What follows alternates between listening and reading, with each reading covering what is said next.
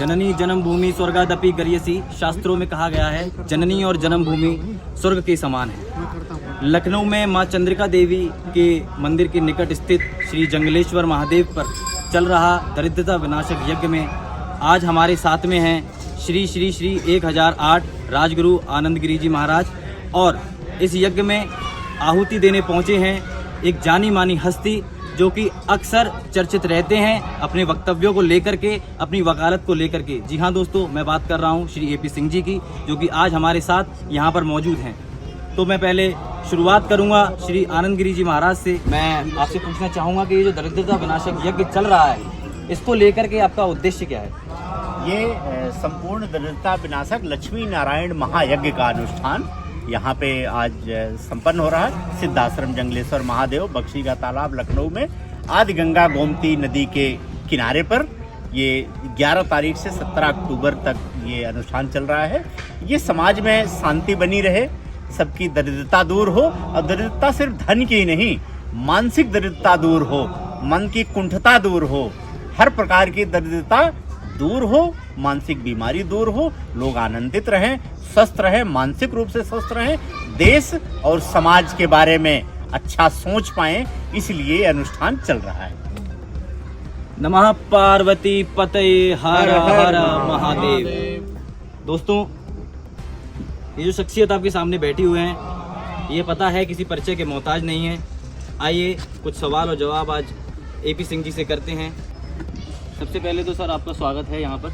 मैं भी सबसे पहले धन्यवाद करता हूँ। बहुत ही पवित्र श्री शिव का जंगलेश्वर महादेव है और परम पूज्य श्री श्री 1008 हमारे गुरुदेव आनंद गिरी जी महाराज की वजह से लोग कहते हैं ना, गुरु गोविंद दो खड़े काके लागू पाए, बलिहारीन गुरुन की जो गोविंद दियो मिलाए। पहली बार मैं यहाँ आया हूँ। बख्शी का तालाब और लखनऊ जंगलेश्वर महादेव का मंदिर है, हमारे और साथी आए, और सबसे अच्छी बात मुझे माताजी के साथ आने का अवसर मिला। माताजी मुझे लेकर आई, ये मेरे लिए बड़ी खुशी की बात है। हमारे दिल्ली के और भी साथी आए हुए हैं सब लोग यहाँ, और बहुत ही पवित्र स्थल है। और जिस पवित्रता को यहाँ का वातावरण बोलता है, यहाँ की गोमती नदी बहती हुई नदी कलकल करती हुई, यहाँ का पर्यावरण, यहाँ के पशु पक्षी, यहाँ के मंदिर, सभी देवताओं की आराध्य देवी यहाँ इस तरह से शांतिपूर्वक जिस तरह से महायज्ञ का आयोजन कर रहा है, जिसमें सैकड़ों लोग लगातार भाग ले रहे हैं, लगातार ये कार्यक्रम चल रहा है, ये सबसे बड़ी बहुत बड़ी बात है। और मैंने जीवन में ऐसा यज्ञ नहीं देखा जो दरिद्रता, दो तरह की दरिद्रता, एक तो आर्थिक दरिद्रता, अपने यजमान की दरिद्रता तो दूर करने के लिए कि होते हैं, तुम धनी हो जाओ, तुम अमीर हो जाओ, तुम्हारे पुत्र पुत्री सुखी हो जाएं, लेकिन ये देश की, समाज की, एक तो आर्थिक दरिद्रता और दूसरी सामाजिक दरिद्रता, तीसरी वैचारिक दरिद्रता, चौथी जो दिमाग के दिवाली गरीब हैं। दिमाग के बहुत लोग गरीब हैं, आंख नाक कान लंबे चौड़े शरीर सब कुछ हैं, लेकिन दिमाग के जो गरीब हैं उनकी दरिद्रता को दूर करने के लिए, राष्ट्रभक्ति को जगाने के लिए, देशभक्ति को जगाने के लिए जो यहाँ महायज्ञ का आयोजन हो रहा है लगातार इतने दिनों से, मुझे तो आज अभी पहुंचने का अवसर मिला। मैं बड़ा सौभाग्यशाली हूं और बहुत बहुत धन्यवाद करता हूं कि ऐसा महायज्ञ वास्तव में इस देश की दिशा को परिवर्तन करेगा। जो दुर्दशा हो रही है सामाजिक रूप से, उस दुर्दशा को हटाकर सही दिशा में देने का काम करेगा। बहुत बहुत धन्यवाद और बहुत ही उचित जवाब मिला है। उम्मीद करता हूँ कि दर्शकों को ये जवाब उतना ही पसंद आएगा जितना कि हमें पसंद आ रहा है। मेरा पहला प्रश्न है, क्योंकि आज यहाँ पर एक सनातन की नींव को लेकर के एक कार्य का आयोजन जो हो रहा है, जो कि श्री श्री श्री राजयोगी आनंद गिरी जी महाराज के द्वारा हो रहा है, मेरा पहला सवाल ये है आपसे सर कि सनातन की जो गति है, जिस गति से सनातन अभी आगे बढ़ रहा है, क्या गति सेम रहनी चाहिए या गति को थोड़ा और तीव्र होना चाहिए? नहीं, गति को जैसा कि आप देख रहे हैं पूरे देश में श्री श्री 1008 श्री राजयोगी जी आनंद गिरी जी महाराज का ये प्रकल्प केवल यही नहीं है, पूरे देश में चलता है, हर जगह चलता है। पिछले दिनों ग्वालियर में भव्यता के साथ, ग्वालियर, इंदौर, मध्य प्रदेश, छत्तीसगढ़, झारखंड, उत्तर प्रदेश, बिहार, राजस्थान, हरियाणा, उत्तराखंड, सभी राज्यों में बहुत त्वरा और गति से चल रहा है। और जो हमारी युवा पीढ़ी है, जिसे कहते हैं भटकने के कगार पर है, उसको संभालने का काम कर रहे हैं। उसको शिक्षा तो को मिल जाती है स्कूलों से, बड़े बहुत अच्छे अच्छे स्कूल, लेकिन नैतिक शिक्षा, सामाजिक शिक्षा, धार्मिक शिक्षा, आत्मिक शिक्षा, ये इन तरह से हुई मिलेगी। और जिसको परम पूज्य आनंद गिरी जी महाराज लगातार अपने सतत प्रयासों से लोग सनातन धर्म के लिए तन मन धन लगाते हैं। परम पूज्य आनंद गिरी जी महाराज धन मन और तन लगाकर इस कार्य को बढ़ा रहे हैं, जिससे कि सनातन धर्म दुनिया का जो सबसे बड़ा धर्म है, पहला धर्म है, आज अनाद काल से बढ़ता चला जाए और अधिक बढ़े, ये भावना होनी चाहिए। जैसा कि आप सभी लोगों को पता है और महाराज जी आप भी इससे अवगत हैं, सर आप तो अवगत होंगे ही, सुप्रीम कोर्ट के अंदर सीजेआई पर जूता फेंका गया।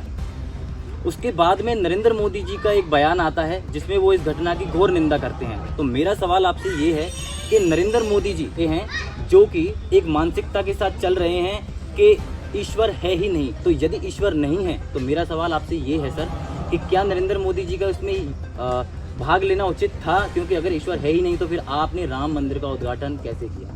नहीं, नरेंद्र मोदी जी ने गवई साहब से नहीं बात की। नरेंद्र मोदी जी ने उस VR गवई से बात नहीं की जो विष्णु भगवान जी के लिए कह चुका हो कि मंदिर जाके खुद बनवा लो, अगर आस्था है तो बनवा लो।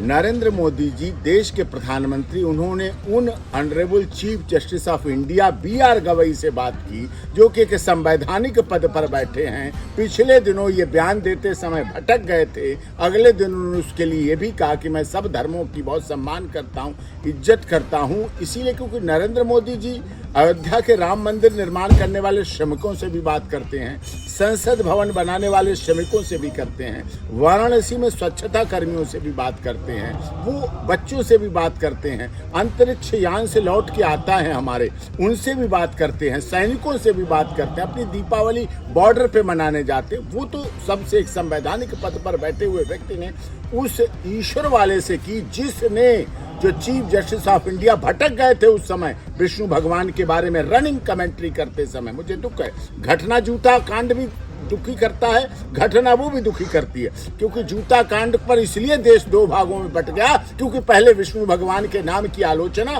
पूरी तरह से उस विष्णु भगवान की नाम की आलोचना की गई जिस ईश्वर की शपथ लेकर मैं बड़े विश्वास के साथ करता हूं, चाहे चीफ जस्टिस ऑफ इंडिया हो, चाहे जस्टिस हो, चाहे ऑनरेबल हाई कोर्ट के जजेस कोई भी हो, चाहे महामहिम राष्ट्रपति जी हो, प्रधानमंत्री जी हो, उपराष्ट्रपति हो, मुख्यमंत्री हो, गवर्नर हाउस कोई भी हो, सब उस ईश्वर की शपथ लेकर कहते हैं कि मैं ईश्वर की शपथ लेकर। वो ईश्वर कहाँ रहता है, मैं ये पूछना चाहता हूँ। जब ये कमेंट करा जा रहा था वो ईश्वर कहाँ रहता है, उसका स्थान कहाँ है? वो मंदिर में रहता है, वो आस्था श्रद्धा भावनाओं में रहता है, वो इस देश के करोड़ों लोगों की भावनाओं में जीवंत है, ज्वलंत है, जागृत है विष्णु भगवान। तो उनके बारे में जब कोर्ट से कमेंट किया गया तो उसके बाद थोड़े दिन में वो परिणाम भी सामने आ गया कि विष्णु भगवान कोर्ट में भी हैं, इस देश के सनातन धर्म में भी हैं और ईश्वर की शपथ में भी हैं। वही ईश्वर है जिसकी शपथ ली जाती है और उसके शपथ के द्वारा ही कार्य होता है।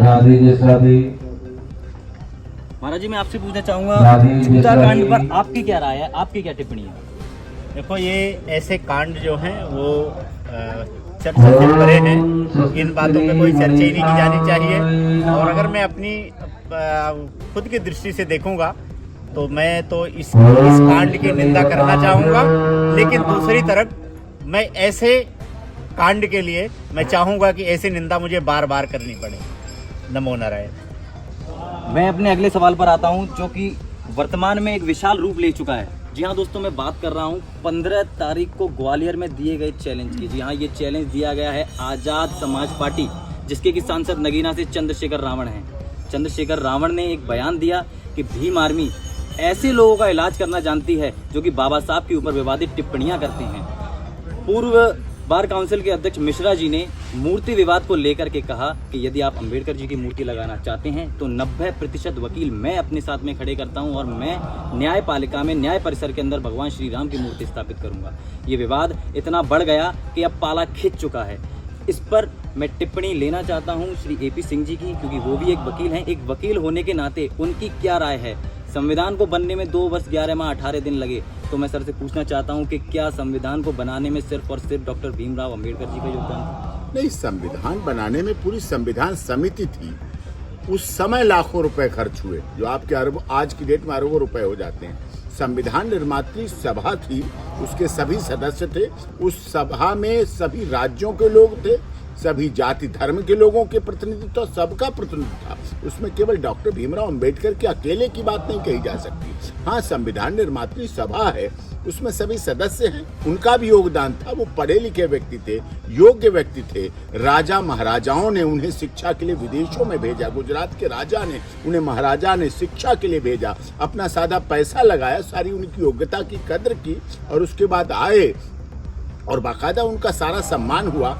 एक विवाह के बाद नहीं हो पाया, दूसरा विवाह हुआ, ब्राह्मण कुल से विवाह हुआ और योग्यता के आधार पर उनका कद्र किया गया। लेकिन उन्होंने भी नहीं सोचा होगा कि उनके नाम को इस तरह करके कैश करके किया जाएगा, उनके नाम को इस तरह लोग अपमानित और ये सब का लोग यूज करेंगे राजनीति के लिए। संविधान बना, ब्रिटिश के संविधान की नकल है, अमेरिका के संविधान की नकल है, बहुत देशों के संविधानों का नकल है और इसीलिए ये भी स्टिग्मा, CRPC खत्म हो गई, वियनेंस आ गई, भारतीय न्याय संहिता आ गई, दंड संहिता खत्म हो गई। अब भारत का कानून है और भारत के आधार पर चल रहा है और इसमें है। लेकिन जो राजनीति की जा रही डॉक्टर भीमराव अंबेडकर के, आज उनकी आत्मा अगर देख रही होगी तो वो भी लठियाएंगे ऐसे लोगों को जो उनके नाम पर राजनीति कर रहे हैं, उनके नाम पर उन्माद फैला रहे हैं, उनके नाम पर घृणा फैला रहे हैं, उनके नाम पर संविधान की दुहाई करके अपनी राजनीतिक रोटियां सेकने के लिए विभिन्न राज्यों में राजनीतिक उपकरण करने पहुंच रहे हैं, उपक्रम कर रहे हैं। किस तरह से हमारा मध्य प्रदेश में भी हो जाए,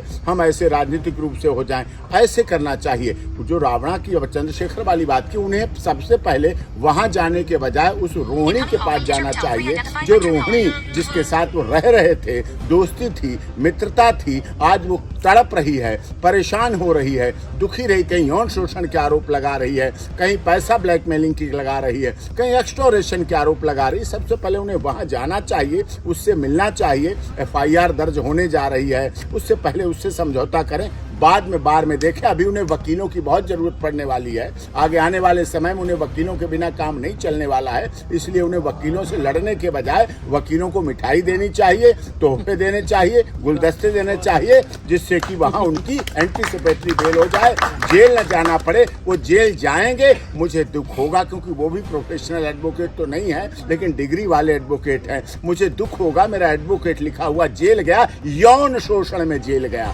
महिला के उत्पीड़न में जेल गया, उसको महिला को ब्लैकमेलिंग में जेल गया, मुझे तब बहुत बड़ा दुख होगा। इसलिए उन्हें अभी ये काम करना चाहिए। लेकिन सर वो तो कहते हैं कि वो ग्रीन टी पी रहे थे और उसी दौरान वो वीडियो कॉल पे आंसू भी बहा रहे थे। नहीं, वो आंसू तो कहाँ बहाएंगे, आंसू बहाना भी नहीं चाहिए। सांसद जिसको संसद में बोलने का अधिकार दिया गया है, अगर वो बाहर आंसू बहा रहा है तो मक्कारी कर रहा है, झूठ है, छलावा है, छल है, षड्यंत्र है। संसद का मतलब देश की सबसे बड़ी पंचायत में जिसको बोलने का अधिकार दिया गया है, वो अगर छलावा करता है ऐसा आंसू बहाने का, तो वो ग्लिसरीन लगा के आंसू बहा रहे हैं, इसके अलावा कुछ नहीं। आंसू निकलेंगे भी नहीं, संसद के कभी आंसू नहीं निकलते, क्योंकि उसके आंसू मैं मान लूंगा योगी आदित्यनाथ के आंसू एक बार निकले थे, संसद में निकले थे, बोलते समय निकले थे, उस समय निकले थे कि क्या मैं सांसद नहीं हूं, मेरे ऊपर हमले हो रहे हैं, मार डालने का प्रयास हो रहा था उस समय। जो भूमाफिया थे, जिनको किसी को हार्ट अटैक बाद में आया, कोई कुछ हुआ, कोई कुछ हुआ, वो सब आपने देखा है, वो लोग कर रहे थे, तो उस वो आंसू थे। आंसू सदन में अगर रोए सांसद तो है, बाहर रोने का कोई मतलब नहीं बनता। लोकसभा स्पीकर हैं, राष्ट्रपति हैं, प्रधानमंत्री हैं, गृह मंत्री ऐसे बैठते हैं पास में, प्रधानमंत्री आमने सामने बैठते हैं, वो व्यक्ति अगर रो रहा है तो जनता में दिखावा कर रहा है। मेरा अंतिम प्रश्न सर आपसे ये है कि 15 तारीख नज़दीक है, इधर मिश्रा जी ने भी चैलेंज को स्वीकार कर लिया है, उधर भीम आर्मी और आज़ाद समाज पार्टी ने भी अपनी कमर कस ली है। इसी बीच हम सनातनी संगठनों ने भी अपने आह्वान कर दिया इस युद्ध में जाने के लिए। तो यदि 15 तारीख को ग्वालियर की धरती पे ऐसा कुछ होता है तो कानून व्यवस्था कितनी बिगड़ेगी और कितनी बदलेगी, इसको लेकर के आप वर्तमान सरकार को क्या राय देना चाहते हैं? कानून व्यवस्था कुछ नहीं बिगड़ेगी, ना अखिल भारतीय क्षत्रिय महासभा को जरूरत पड़ेगी, ना क्षत्रिय समाज न्यास को जरूरत पड़ेगी, ना अखिल भारतीय क्षत्रिय विकास समिति, ना जो करणी सेना है, ना उनको जरूरत पड़ेगी, ना करणी सेना परिवार को जरूरत पड़ेगी।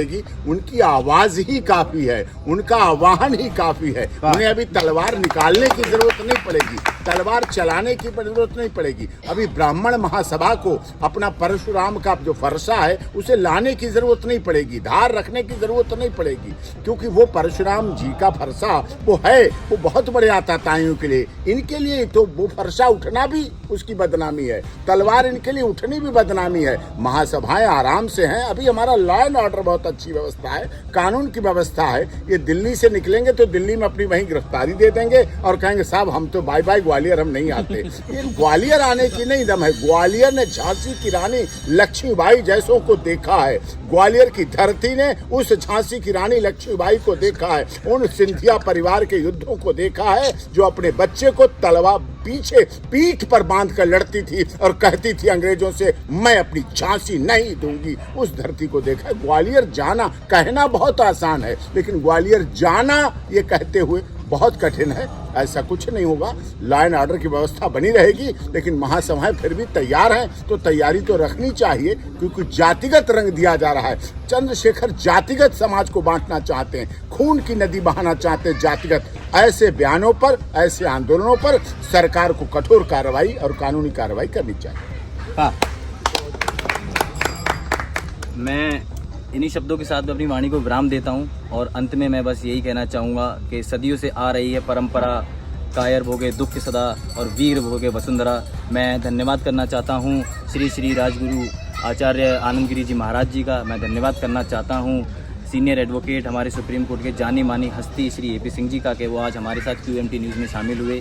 आप सभी लोगों का धन्यवाद जो आप हमें इस उत्साह के साथ में देख रहे हैं। आप हमारा उत्साह इसी तरीके से बढ़ाते रहिए, सनातन का उत्साह इसी तरीके से बढ़ाते रहिए। गुरुजी सनातन की दृष्टि को, सनातन के दृष्टिकोण से सोच करके अग्रसर करना चाहते हैं। मैं आप सभी लोगों का धन्यवाद देना चाहता हूं। QMT के साथ बने रहिए। मैं आपका अपना पत्रकार राजदीप सिंह, बहुत बहुत धन्यवाद।